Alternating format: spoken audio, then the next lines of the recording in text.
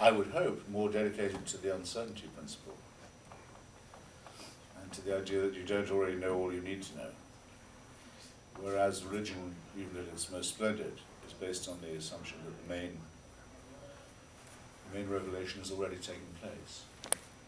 I would agree. I certainly hope they're dedicated to the idea that they don't know all they need to know, but religion, of course, assumes that there's something that is infinitely greater that you can't ever completely know, which is why a truly religious person is so much more humble than an atheist.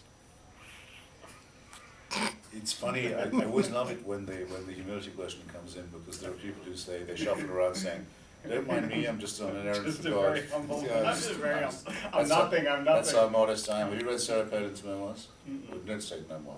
No. Sarah Palin's campaign. No, but I read your article in Newsweek on it. I mean, she says that God is involved in every decision she's ever taken, including Todd getting a job with British Petroleum in Alaska. And this passes for humility.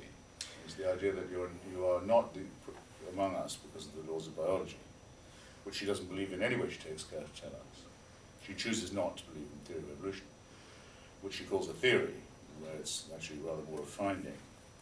But she says, that's how humble I am. I think God is behind me at all times. I don't call that religious humility. I wouldn't call that religious humility either, but She's not exceptional in that respect. No, she's not necessarily exceptional in that respect, but I any more than you want to be tarred with the belief of every atheist who throws up something that you object to or accept, I want to stake out a certain kind of religious position. I would say I don't think God had anything to do with my decision to come to the college, but I know who he's rooting for.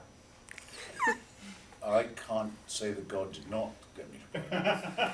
It's not possible to disprove that. Right. But I think it's in the highest degree improbable, and I don't know of any persuasive evidence for the other proposition.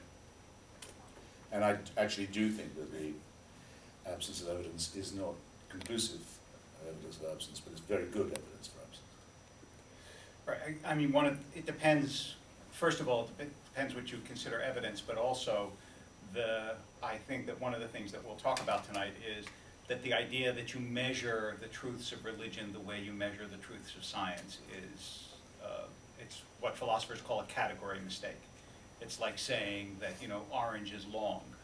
The word long doesn't apply to orange, and the kind of evidence that you look for in science is one category of evidence for one kind of theory, but that's not actually the grounds on which religion or God or faith rests.